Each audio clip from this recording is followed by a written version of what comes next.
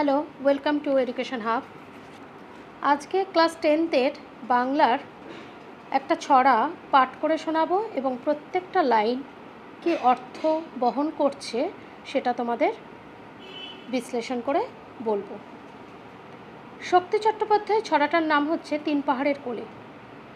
শক্তি চট্টোপাধ্যায় ছিলেন একজন বাংলার অনবদ্য কবি এবং তার এই লেখা কবিতাটি ক্লাস 10-এর প্রথমেই পড়ানো হয় এবং খুবই ইম্পর্টেন্ট, এখান থেকে ব্যাখ্যা আসবেই তোমাদের। তো ছড়াটা আমি প্রথমে পড়ছি এবং প্রত্যেকটা লাইন ব্যাখ্যাটা আমি তোমাদের বুঝিয়ে দেব। অন্ধকারে তিন পাহাড়ের ট্রেনের থেকে নেমে হাওয়া বিলাসী তিন জোড়া চোখ আটকে গেল প্রেম। এই দুটো লাইনের মধ্যে কবি কি বলতে চেয়েছেন, যে এখানে কবি এবং তার দুই বন্ধু, দেখো লেখাই আছে তিন জোড়া চোখ, তার মানেই তিনজন মিলে বেরিয়েছে প্রকৃতির মনোরম দৃশ্যকে অনুভব করতে। কবি এবং কবির দুই বন্ধু তারা ট্রেন থেকে নেমেছে। যেই স্টেশনে নেমেছে সেটা তখন রাত্রিবেলা, চারিদিক অন্ধকার, কোথাও কোনো জনমানব নেই, এমন একটা জায়গায় তারা, একটা স্টেশনে তারা নেমেছে। কবির চারিদিকের এই অন্ধকারের মধ্যে দিয়েও যে প্রকৃতিটা তার সামনে আসছে সেটাতে সে যেন একেবারে মুগ্ধ হয়ে তার চোখ দুটো যেন থেমে গেছে।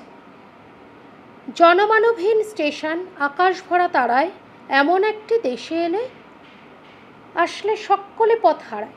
এখানে কবি বলতে চেয়েছেন পুরো স্টেশনটা, কোথাও কোনো জনগণ নেই, আকাশ একদম ঝলমলে, পুরোটাই তারায় ভরা।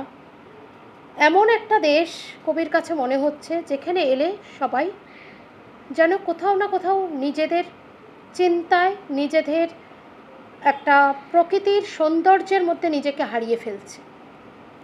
পথ হারিয়ে যায় যেদিকে সেদিকে পথ আছেই, ঝর্ণা, কাদর, টিলা পাথর বনভূমির কাছে।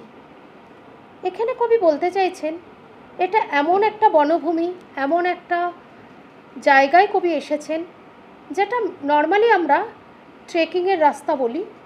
সেখানে নর্মালি কোনো পাকা পথ থাকে না, সেখানে যেদিকেই তুমি হেঁটে যাবে তোমার পায়ের দ্বারাই সেই হাঁটা পথগুলি এক একটা পথ তৈরি করে নেবে।